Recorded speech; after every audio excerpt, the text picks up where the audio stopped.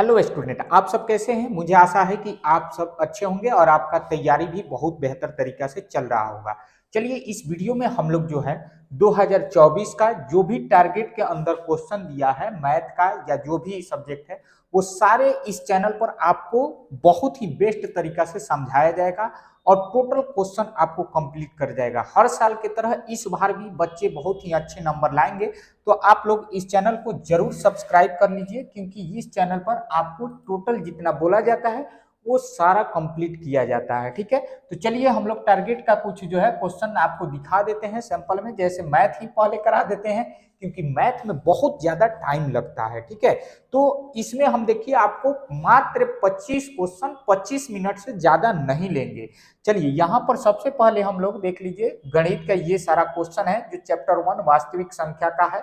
इस तरह का सारा क्वेश्चन होगा आपका जो कि आप टारगेट का जो गेस्ट पेपर खरीदे हैं मॉडल से उसमें भी होगा। ठीक है, तो चलिए सबसे पहले हम लोग ये जो है आपका वास्तु गणित का कौन सा वस्तुनिष्ठ प्रश्न यानी ऑब्जेक्टिव का कैसे इसको बना करके समझेंगे, क्योंकि और सब में तो याद करके मार देते हैं लेकिन ऑब्जेक्टिव क्वेश्चन वैसे नहीं कर सकते हैं। जैसे यहाँ पर है वास्तविक संख्या रियल नंबर। ठीक है, तो चलिए हम लोग रियल नंबर का फर्स्ट क्वेश्चन को हम लोग देखते हैं। यहाँ पर है फर्स्ट क्वेश्चन कहता है कि सह अभाज्य संख्या का मस होता है, यानी सह अभाज्य संख्या जो होता है उसका मस क्या होता है। तो आप तो रट लिए होंगे कि वन होता है, वन होता है, लेकिन सह अभाज्य संख्या है कौन। तो देखिए सह अभाज्य संख्या वह संख्या है, जैसे मान लीजिए हम लोग कह दें कि 3 5, इन दोनों में से इनके गुणनखंड क्या कॉमन होने वाले हैं। तो इनमें से और इनमें से एक ऐसा अंक है कि जो कॉमन हो सकता है वो है 1। ठीक है, तो वैसी संख्या जिसके गुणनखंड में कॉमन 1 आए वैसे संख्याओं को हम लोग क्या कहते हैं, सह अभाज्य संख्या कहते हैं। ठीक है, जैसे मैं मान लीजिए 5 हो गया या 7 9 हो गया, तो 7 और 9 में भी देखिए इसका भी गुणनखंड निकालेंगे तो कुछ यहाँ पर भी 1 ही, इधर से 1 ही एक ऐसा संख्या है जो दोनों में कॉमन है। तो वो संख्या जो दोनों में कॉमन हो उसी को हम लोग कौन संख्या कहते हैं, सह अभाज्य संख्या कहते हैं। तो चलिए आगे की ओर बढ़ते हैं, अगला क्वेश्चन की ओर बढ़ते हैं और करते हैं आगे के फटाफट क्वेश्चन। तो इस तरह से आपका जो है सह अभाज्य पता चल गया कि ये 1 क्यों है। ठीक है, इससे भी बेहतर क्वेश्चन आगे की तरफ मिलेगा आपको। चलिए आगे देख लेते हैं। ठीक है, आगे क्वेश्चन यहाँ पर 2 नंबर क्वेश्चन है। 2 नंबर क्वेश्चन कह रहा है यदि दो संख्याओं का गुणनफल 2166 है एवं उनका मस 9 हो तो उनका लसा क्या होगा। आपको एक फॉर्मूला याद होगा जो कि आप लोग पढ़े भी होंगे, n1 गुणे n2, यानी संख्या 1 और संख्या 2 बराबर होता है LCM। LCM या HCF भी आगे लिख सकते हैं, गुणे में HCF। ठीक है, अब इसमें वैल्यू दे दिया है, देखिए इन दोनों का वैल्यू यहाँ पर 2166 दिया है, तो यहाँ पर हम लोग 2166 लिख देंगे, 2166 लिख देंगे और बराबर में HCF क्या है, HCF। तो ये LCF है तो इसको भी हम लोग इधर भेज सकते हैं, जैसे यहाँ पर LCM है और गुणे में HCF। तो HCF का वैल्यू यानी यहाँ पर 19 दिया है। अब इस 19 को अगर इधर भेजेंगे तो गुणा में है, इधर आएगा तो क्या हो जाएगा, भाग में हो जाएगा। ठीक है, तो इसको इधर भेजिएगा तो 2166 और भाग क्या हो जाएगा 19 बट्टा में 19 और यहाँ पर हो जाएगा LCM। ठीक है, तो ये 19 को काटेंगे तो 114 बार में कट जाएगा, यानी LCM बराबर यानी LCM बराबर हमारा क्या आ जाएगा 114 आ जाएगा, जो कि ऑप्शन बी में यहाँ पर सी में दिया हुआ है। ऑप्शन सी इसका राइट आंसर हो रहा है, तो ऑप्शन सी राइट आंसर हो रहा है। इसी तरह का और भी क्वेश्चन आपके आगे आते जाएगा और बहुत ही बेहतरीन तरीका से आप लोग समझने वाले हैं। जिसको भी उतारना होता है तो थोड़ा सा वीडियो को पुश करके और उतार जो है नोट कर लीजिएगा अपने कॉपी में। ठीक है, चलिए दूसरा 3 नंबर क्वेश्चन को हम लोग देखते हैं, फटाफट कम समय में ज्यादा क्वेश्चन करते हैं। ठीक है, यहाँ पर देख लीजिए, यहाँ पर क्वेश्चन है आपका कि क्वेश्चन कह रहा है कि ये a है, a का वैल्यू दिया है 2 के पावर 3 गुणे 3 गुणे 5। ठीक है, ये a का वैल्यू और b का वैल्यू यहाँ पर दे दिया है, तो b का वैल्यू हम लोग निकाल लेंगे 2 के पावर 4 गुणे 5 और गुणे 7 है। ठीक है, इसमें कह रहा है कि तब लसा इसका निकालना है, क्या करना है, इसका लॉसा निकालना है। तो लॉसा हम लोग निकालेंगे। देखिए यहाँ पर क्या करेंगे, यहाँ पर हम लोग काम करेंगे, ये बी का वैल्यू है तो इसका वैल्यू अगर हम ये 2 है, 2 को हम लोग 3 बार पावर है तो 3 बार लिख लेते हैं, फिर गुणे में क्या है 3 है तो 3 लिख लेते हैं, गुणे में 3, और फिर उसके बाद क्या है 5 है तो 5 लिख लेते हैं। उसके बाद इसी तरह यहाँ पर है, ये पावर कितना है 4 है तो 2 के पावर जो है 4 है तो 2 को 4 बार लिख लेंगे, ठीक है। और उसके बाद क्या है, उसके बाद है 5 तो 5 को लिख लेंगे, और फिर उसके बाद क्या है 7 तो 7 को लिख लेंगे, ठीक है। इस तरह से लिख लेंगे। उसके बाद हम इसमें जोड़ा लगा लेंगे, ठीक है, जोड़ा लगा करके और ऐसे जोड़ा लगा लेंगे, और जोड़ा लगाने के बाद सॉरी ये नहीं लगेगा, ये 3 और 2 नहीं लगेगा क्योंकि 3 और 2 अलग संख्या है, 5 का लग रहा है, ठीक है। अब इसमें से हम लोग लॉसा जब निकालते हैं तो इसमें से कॉमन में से एक कोई लेते हैं, तो 2 इसमें से एक ले लिए, और ये 2 है इसमें से, और इसमें से एक 2, और ये 3 क्योंकि इसमें कॉमन नहीं है तो लॉसा में लिखाता है, मौसा में कॉमन वाला ही लिखाता है, और फिर 2 है तो 2, और इनमें से 5, और इसमें से क्या कर लेंगे, इसमें से हम लोग 7 कर लेंगे। अब इसका टोटल हम लोग गुणा करेंगे तो आएगा 1680, ठीक है, इसका गुणा कितना आएगा 1680 आएगा। तो इस तरह से क्वेश्चन नंबर 3 जो है आपका कंप्लीट है। ऑप्शन नंबर डी आपका राइट आंसर है, ऑप्शन नंबर डी इसमें आपका राइट आंसर है। चलिए अगला क्वेश्चन हम लोग देखते हैं, अगला क्वेश्चन क्या कह रहा है।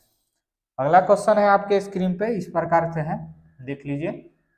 अगला क्वेश्चन कह रहा है यदि m एवं धनात्मक m एक धनात्मक पूर्णांक हो तो धनात्मक विषम पूर्णांक का रूप क्या होगा। तो आप पढ़े होंगे C1 पॉइंट में यानी चैप्टर नंबर 1 में कि एक आपको पढ़ाया गया होगा 3m+1 क्या है, ये विषम क्या है, विषम धनात्मक पूर्णांक है।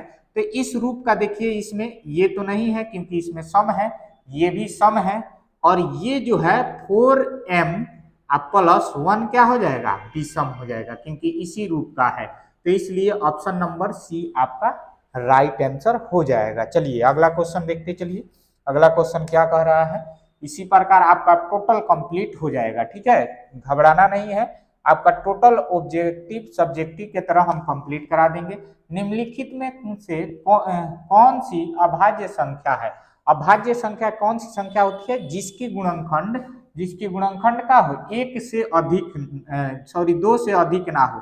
जैसे हम लोग बात करते हैं 4 का, तो 4 का हम लोग अगर गुणनखंड करेंगे या डायरेक्ट काट ही लीजिए, अगर गुणनखंड करना है तो ये 4 1 से भी कटता है, 4 2 से भी कटता है, और 4 क्या हो जाएगा 4 से भी कटेगा, यानी 1 2 3 यानी 3 है, यानी ये 2 से अधिक है। तो जो संख्या के गुणनखंड 2 से अधिक हो, 2 से अधिक होता है, अधिक हो, वह संख्या क्या है, भाज्य संख्या है। भाज्य क्या है, भाज्य संख्या है। लेकिन जिस संख्या का जो है, जैसे यहाँ पर हम कर देते हैं 19, अब 19 का जो है गुणनखंड निकालेंगे तो या तो 1 से कटेगा या स्वयं 19 से ही कटेगा। इसका क्या है, केवल 2 ही गुणनखंड निकल रहा है, तो इसलिए ये क्या हो जाएगा, एक अभाज्य संख्या होगा। क्या होगा, अभाज्य संख्या होगा, ठीक है। इसी प्रकार 13 भी क्या होगा, एक अभाज्य संख्या होगा। क्या होगा, एक अभाज्य संख्या होगा। 7 भी क्या होगा, एक अभाज्य संख्या होगा। 5 भी क्या होगा, एक अभाज्य संख्या होगा। 2 भी यहाँ पर उसी प्रकार, यहाँ पर देखिए ऑप्शन नंबर सी जो है इसका राइट आंसर है, क्योंकि 13 का भी गुणनखंड 2 से अधिक नहीं हो पाएगा। तो इस प्रकार आपका क्वेश्चन नंबर 5 का जो है ऑप्शन सी राइट आंसर है, ठीक है। चलिए आगे की ओर बढ़ते हैं, अगला क्वेश्चन को हम लोग देखते हैं एक बार और। अगला क्वेश्चन आपके स्क्रीन पर है, कह रहा है 6 नंबर, ज्यादा तो नहीं ना चला गया, चलिए 5 हो गया है। 6 नंबर क्वेश्चन को हम लोग करते हैं। 6 नंबर कह रहा है निम्नलिखित में से कौन अपरिमेय संख्या है, कौन अपरिमेय संख्या है, ठीक है, इसको देखते रहना है। निम्नलिखित में से कौन अपरिमेय संख्या है। तो अपरिमेय संख्या देखिए, ये 10 का हम लोग जो है वर्गमूल निकालेंगे तो 100 का तो 10 हो जाता है, तो ये क्या है, एक परिमेय संख्या है, परिमेय संख्या है, ठीक है। यहाँ पर 16 की बात करें तो ये भी 4 हो जाएगा, और 25 का वर्गमूल क्या होता है 5, और ये दोनों भी क्या है, एक परिमेय संख्या है। ठीक है, यहाँ पर 4 के बात करें, 4 का वर्गमूल होता है 2, ये भी क्या होता है, परिमेय संख्या होता है। अब बच गया यहाँ पर 17, जो इसका जो है पूर्ण वर्ग नहीं निकल पाता है, तो यहाँ पर वर्गमूल पूर्ण नहीं होता है, तो यहाँ पर यही क्या है, और एक अपरिमेय संख्या है। क्या है, एक अपरिमेय संख्या है। तो इस प्रकार आपका ऑप्शन ए जो है इस क्वेश्चन का राइट आंसर है, क्योंकि अपरिमेय संख्या ही पूछा है आपके क्वेश्चन में।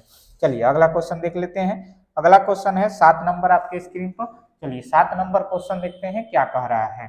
7 नंबर क्वेश्चन कह रहा है कि 144 के अभाज्य गुणनखंड में 2 का घात क्या है।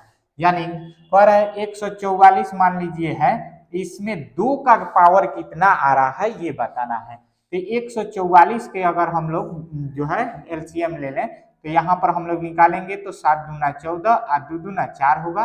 फिर यहाँ पर 2 से निकालेंगे 36 दूना 72 होगा। फिर 2 से निकालेंगे यहाँ पर क्या हो जाएगा, 18 दूना 36 हो जाएगा। फिर 2 से निकालेंगे यहाँ पर हो जाएगा 9 दूना 18। लेकिन अब यहाँ से 3 से निकल रहा है, तो ये 2 कितने बार है, 1 2 3 4, यानी 2 के पावर कितना आ रहा है, 4 आ रहा है। 2 के पावर 4, यानी 2 की घात कितना है, तो 4 है। तो ऑप्शन नंबर सी इसका राइट आंसर है। ठीक है, इस तरह से आपको, मुझे आशा है कि बहुत ही इजी तरीका से आपको क्वेश्चन समझ में आ रहा होगा।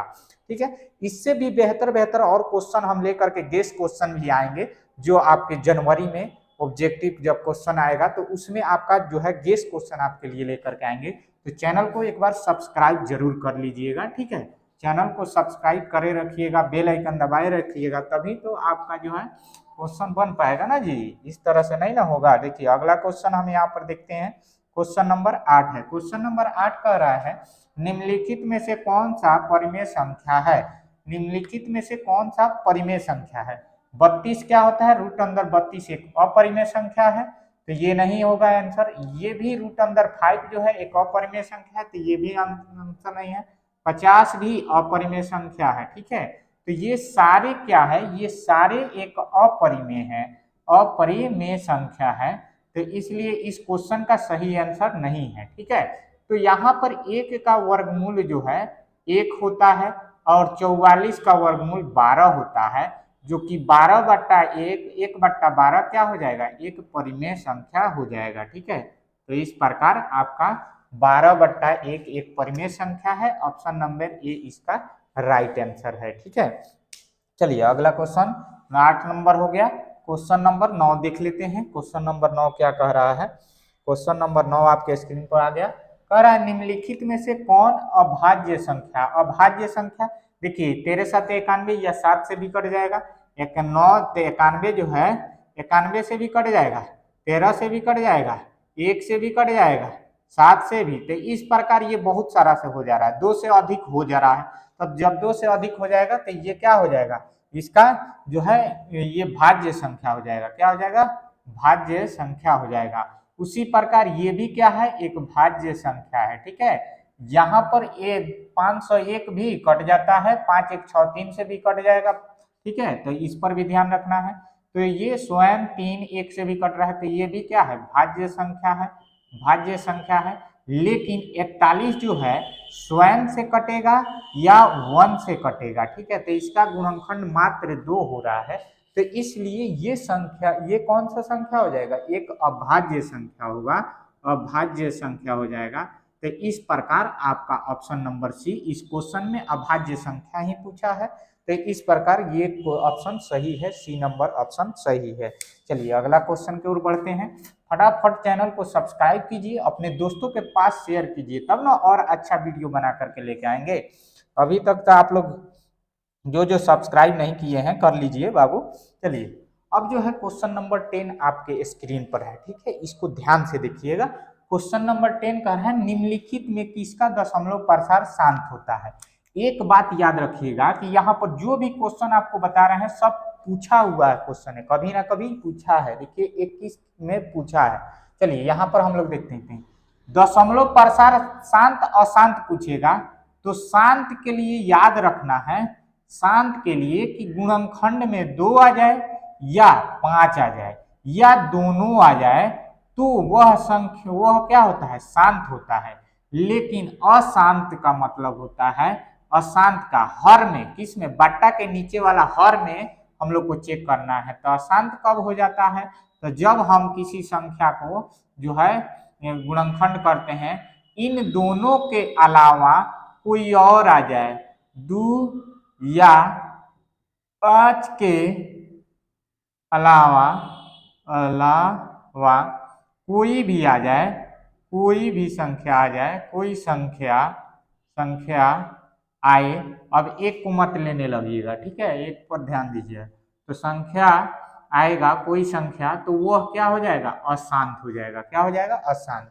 देखिए इसका भी हम लोग करेंगे, तो ये जो है जिसमें इसका गुणनखंड निकालेंगे, तो इसमें 2 के अलावा और भी 2 के अलावा और भी आ जाएगा संख्या, 3 आ जाएगा। यहाँ पर 4 3 7 2 9, तो इसमें 3 से गुणनखंड निकल जाएगा। ये जो है इसके जैसे 50 को करके दिखा देते हैं।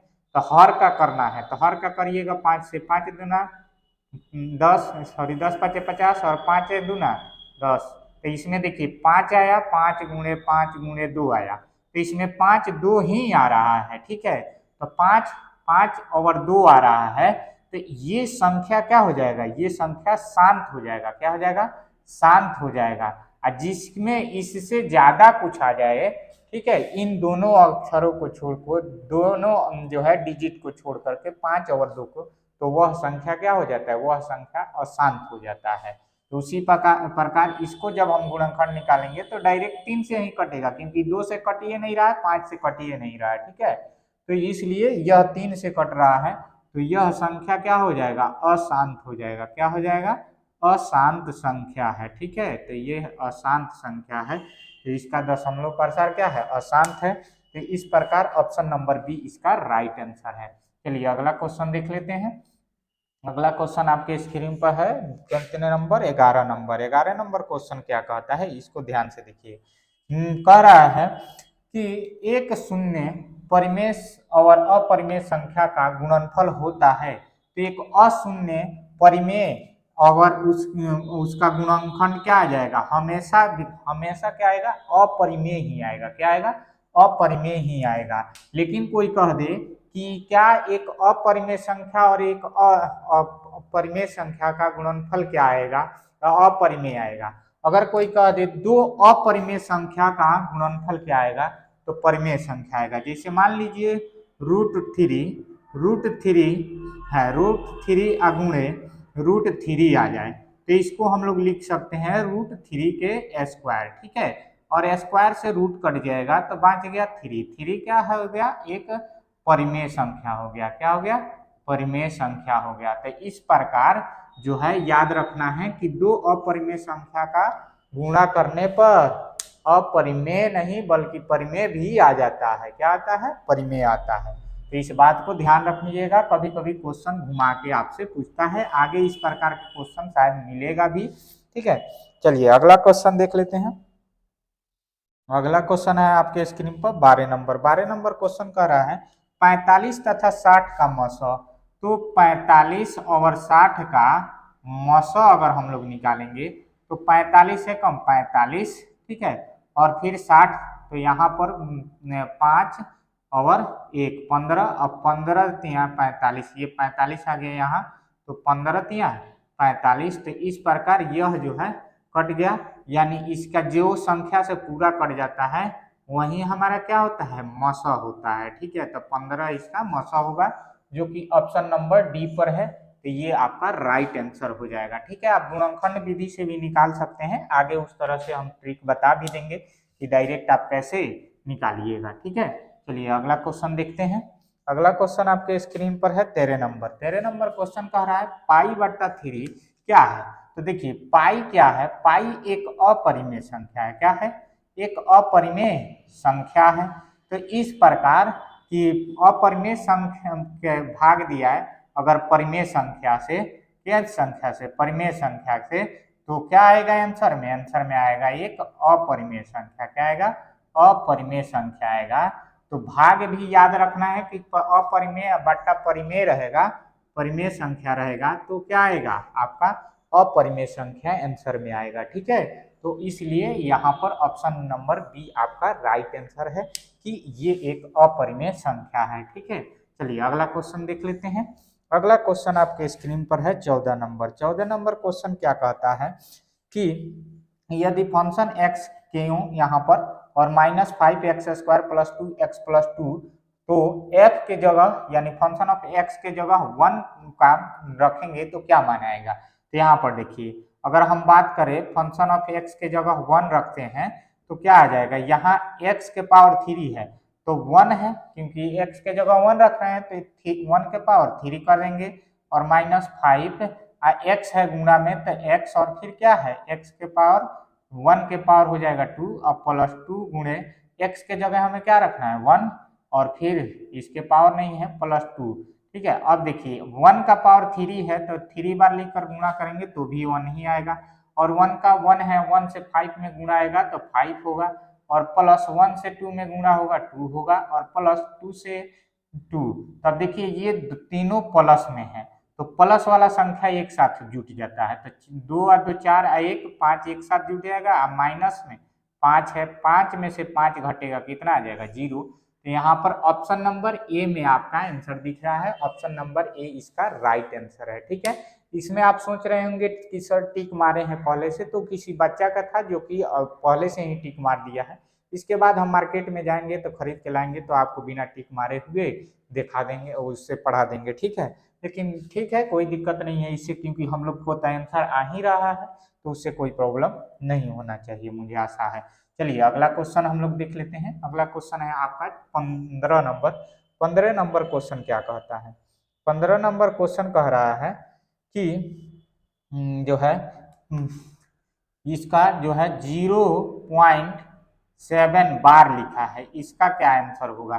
देखिए जब भी ये बार जितने अक्षर पर देख लीजिए उसको ऊपर लिख दीजिए, और जितने अक्षर पर यानी डिजिट पर ये जो दिख रहा है उतना बार 9 नीचे लिख सकते हैं। तो एक ही पर है केवल 7 पर, तो इसलिए केवल एक 9 ही आपका आंसर हो जाएगा, यानी 7/9 ऑप्शन नंबर ए आपका राइट आंसर हो जाएगा। देखिए वीडियो हम अकेले ही रिकॉर्ड करते हैं तो थोड़ा देख ले रिकॉर्ड हो रहा है कि नहीं, बस चंद सेकेंड लगेगा।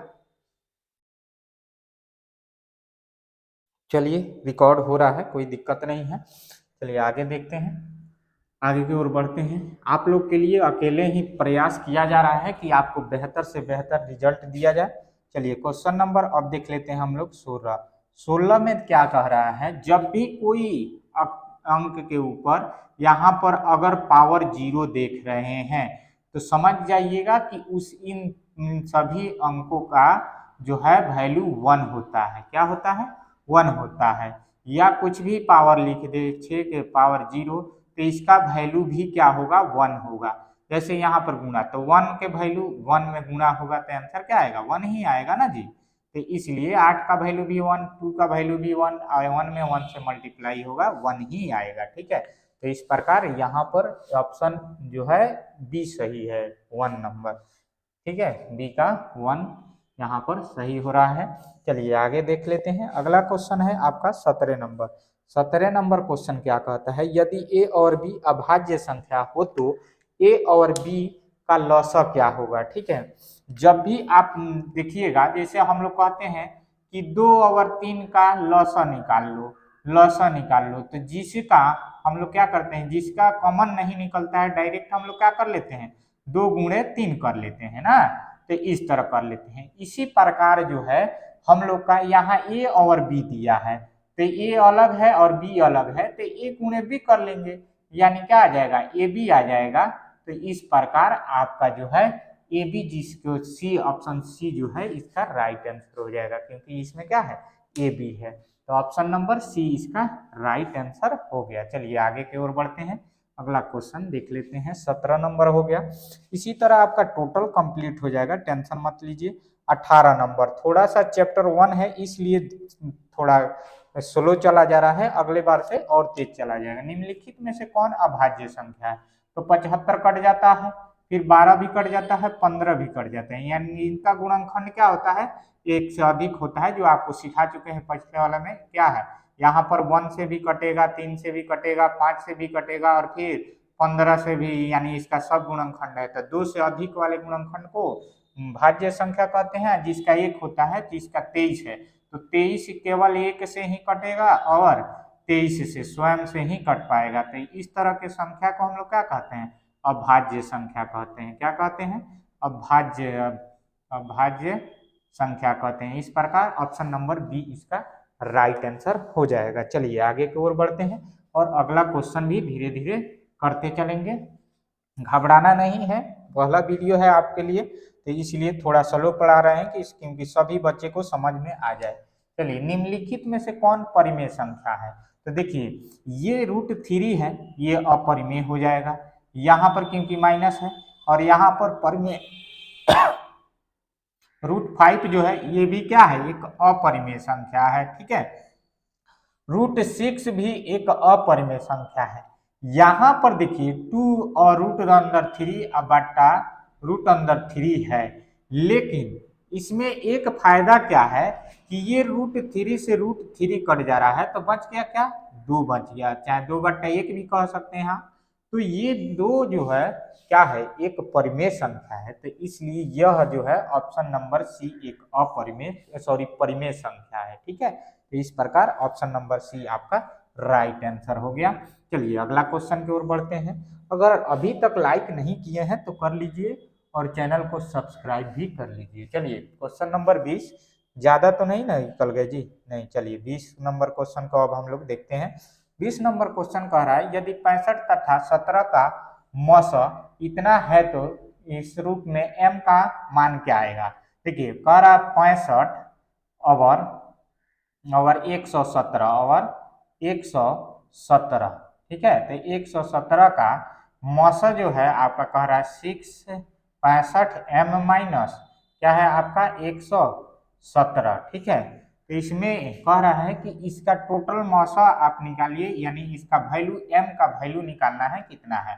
तो इन दोनों का अगर 65 और 17 का हम लोग मौसा 117 का मौसा निकालेंगे तो हमारा 13 होगा। क्या होगा, मौसा 13 होगा। आप लोग अलग निकाल लीजिएगा क्योंकि आप लोग अब सीख चुके हैं मौसा कैसे निकलता है।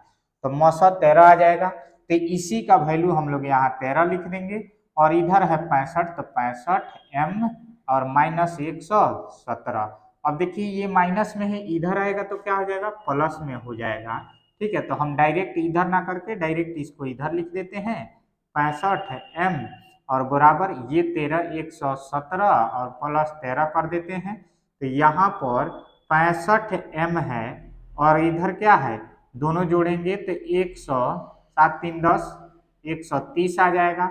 अगर इस 65 को हम यहाँ से हटा के गुणा में है इधर करेंगे तो क्या आ जाएगा, भाग में आ जाएगा, यानी m बराबर यहाँ पर 130 बट्टा 65 करेंगे तो हमारा कितने बार में कट जाएगा, इसको जो है आपका आंसर देख लीजिए।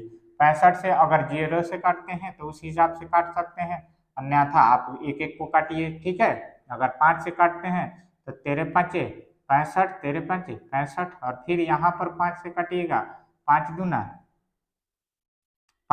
यहाँ पर 13 से काट रहे हैं, 5 से, तो 13 5 65, और फिर यहाँ पर काट दीजिए 5 से, 5 दूना 10 और 13 है, तो यहाँ पर 3, तो 6 5 30 36, 13 दूना 26, यानी ऑप्शन 2 जो है इसका आंसर आ रहा है 2। तो 2 किस में है, ऑप्शन नंबर बी है आपका 2, तो ऑप्शन नंबर बी इसका राइट ऑप्शन हो जाएगा, ठीक है। चलिए आगे देख लेते हैं। अगला क्वेश्चन है आपका 21 नंबर। 21 नंबर क्वेश्चन क्या कह रहा है, इसको भी ध्यान से एक बार देख लीजिएगा, ठीक है।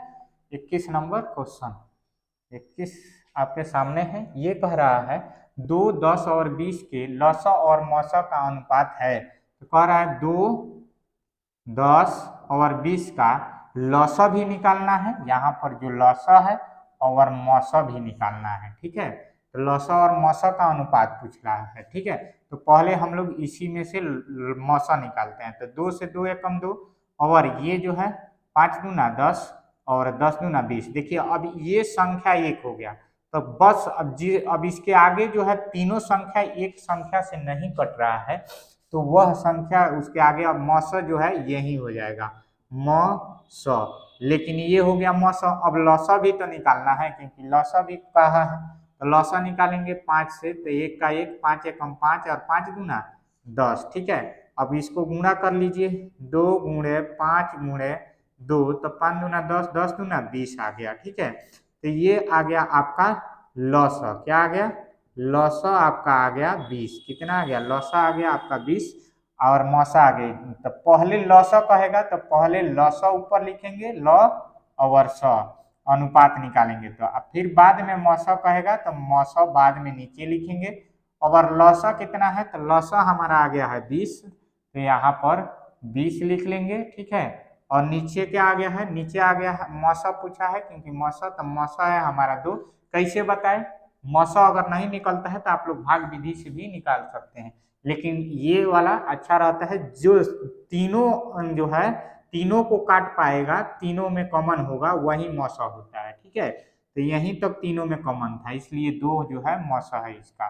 तो 2 से काट दिए, 2 एकम 2 और 10 दूना 20, यानी 10 ऊपर है तो 10 पहले लिखेंगे और फिर अनुपात 1 लिख देंगे, यानी 10 अनुपात 1 जो है आपका आंसर हो जाएगा। ऑप्शन नंबर कितना है, 10 अनुपात 1, ऑप्शन नंबर बी में आपको देखने को मिल जाएगा, 10 अनुपात 1 आपका सही है, ऑप्शन नंबर बी। चलिए आगे की ओर देखते हैं और अगला क्वेश्चन करते हैं। अगला क्वेश्चन क्या है, इसको देख लेते हैं। अगला क्वेश्चन आपके स्क्रीन पर है 22 नंबर। 22 नंबर क्वेश्चन कह रहा है सबसे छोटी भाज्य संख्या और छोटी अभाज्य संख्या का मौसा क्या होता है। सबसे छोटी भाज्य संख्या, यानी सबसे छोटी भाज्य संख्या तो होता है आपका 4, और सबसे छोटी अभाज्य संख्या, तो सबसे छोटी अभाज्य संख्या होता है 2, ठीक है। 2 से नीचे अब जो है छोटा अभाज्य संख्या नहीं होता है, 1 को हम लोग नहीं लेते हैं, ठीक है।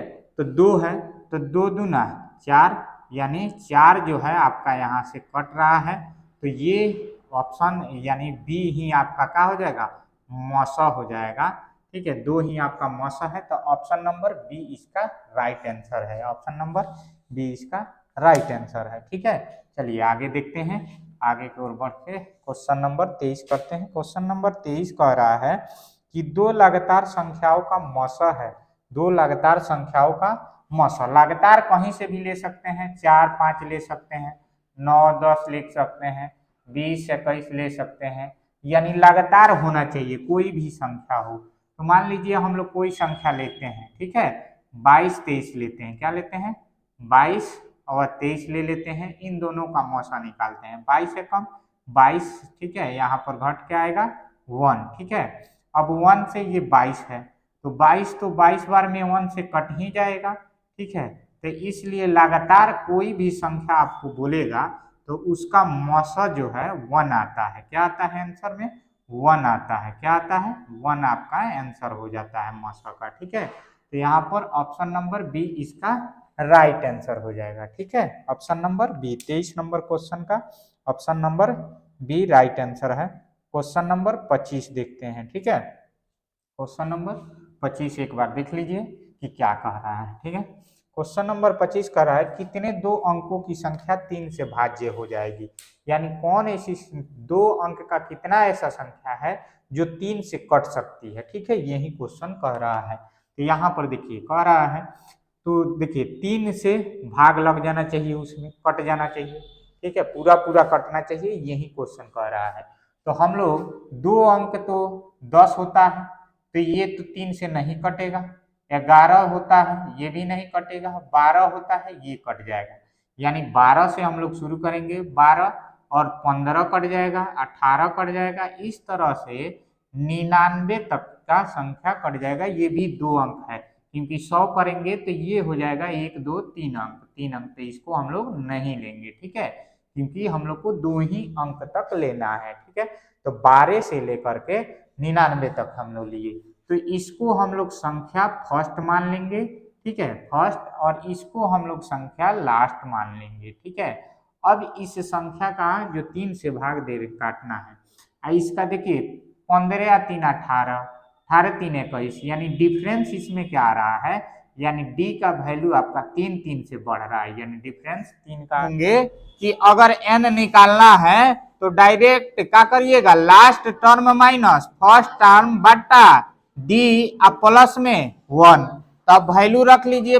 लास्ट टर्म क्या है 99, अब फर्स्ट टर्म क्या है 12, अब बट्टा में क्या है डी। तो कितना का डिफरेंस है, यानी जो बढ़ता है 3 3 लगातार बढ़ रहा है, तो 3 का डिफरेंस है, तो 3 और फिर प्लस 1। तो अब इसको देखिए घटा लीजिए 99 में 7 7 आएगा ना जी, 9 में से 2 गया 7, और यहाँ पर है 7 में 8 9 में से, तो क्या हो जाएगा 8। गलत हो रहा है का 3, अब प्लस 1, 7 है 2 9, तो काटिए इसको, 3 दूना 6, सॉरी 3 दूना 6, यहाँ का बच गया 2, तो 9 तीर का 27 29, तो 29 इधर बच गया ये 29।